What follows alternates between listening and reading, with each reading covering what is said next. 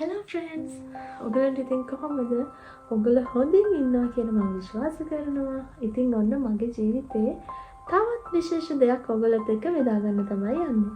ඉතින් මම දැනට ෆින්ලන්තයට ඇවිල්ලා මාස 6ක් වෙනවා. ඉතින් මේ මාස 6 පුරාවට මම ජීවත් වුණේ ෂෙයාර් ඩිපාර්ට්මන්ට් එක. ඉතින් අද ඉඳන් මට මගේම කියලා පාර්ට්මන්ට් එකක් හම්බුණා. කියන්නේ ස්ටුඩියෝ පාර්ට්මන්ට් එකකට මම මොහො වුණා.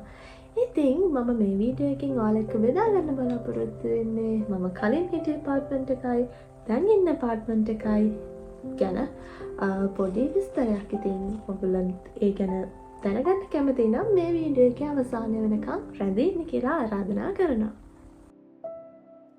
ඉතින් මේ තියෙන්නේ මම කලින් හිටපු මගේ ෂෙයාර් ඩිපාර්ට්මන්ට් එක. ඉතින් මේ තියෙන්නේ මගේ රූම් එක.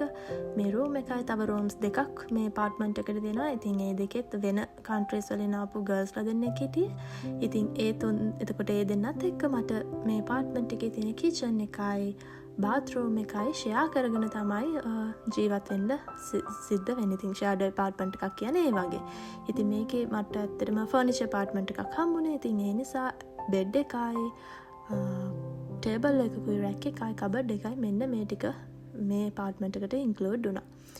ඉතින් ඇත්තටම ෆින්ලන්තය කියන්නේ ජෙන්ඩර් ඉක්වලිටි එකක් තියෙන රටක් නිසා මෙහි ගොඩක් වෙලාවට ෆිනිෂ් ජාතිකයෝ ඒගොල්ලොන්ගේ ෆ්‍රෙන්ඩ්ස්ලා කියන්නේ ගර්ල්ස්ලා බොයිස්ලා එක පාර්ට්මන්ට් එකක් අරන් මේ විදිහට ෂෙයා කරන් ජීවත් වෙන අවස්ථාවන් මෙහි තියෙනවා. ඉතින් නමුත් මම හිටියේ ඇත්තටම ගර්ල්ස්ලා දෙන්නෙක් එක්ක ෂෙයා කරන්. හැබැයි ඒක ටිකක් මට ඇත්තටම අපහසුයි. ඉතින් ඒ නිසා තමයි මම වෙනත් පාර්ට්මන්ට් එකකට මූව් වුණේ. ඉතින් මේ තියෙන කිචන් එක, මේ කිචන් එකටත් හැම ඉක්විප්මන්ට් එකක්ම ඉන්ක්ලූඩ් වෙලා තමයි අපිට හම්බෙන්නේ. මොකද මේක ෆර්නිචර් ෂෙයාර් ඩිපාර්ට්මන්ට් එකක් නිසා. ඉතින් ඒ වගේම මේ වගේ බාත්රූම් එකයි වෙනම ටොයිලට් එකකුත් අපිට හම්බෙනවා. ඉතින් ඒ දෙක අපි 3 දෙනෙක් ෂෙයා කරගෙන තමයි මේ පාර්ට්මන්ට් එකේ ජීවත් වෙන්න ඕනේ.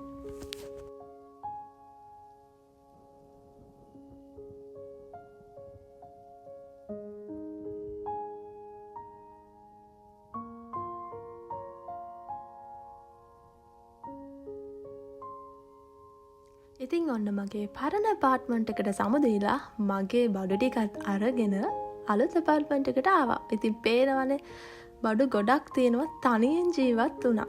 ඉතින් මගේ යාළුවා හැමෝම මට උදව් වුණා මගේ ඇපාර්ට්මන්ට් එකට බඩු ටික අරන් එන්න. ඉතින් මේ තියෙන්නේ මගේ අලුත් ඇපාර්ට්මන්ට් එක.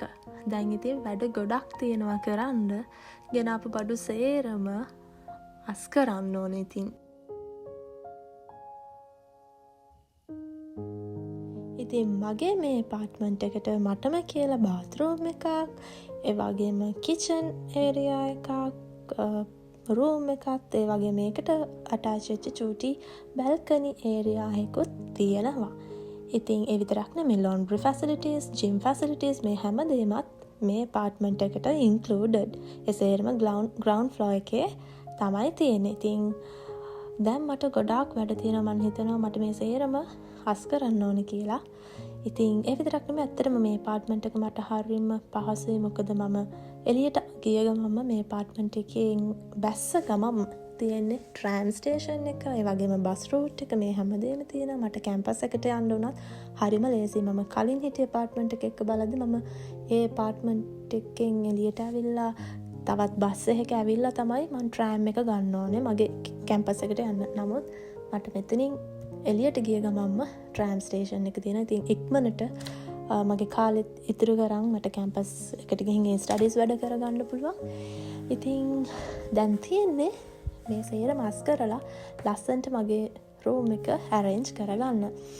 ඉතින් තවත් වීඩියෝ එකකින් ඔයාලත් එක්ක හම්බෙන්නකම් මම ඔයාලගෙන් අදට සමුගන්නවා. ඉතින් දැන් මේ පාර්ට්මන්ට් එක ලස්සන්ට ඇරේන්ජ් කරන් ඔයාලත් එක්ක අලුත් වීඩියෝ එකකින් ආය සම්බන්ධ වෙන්න.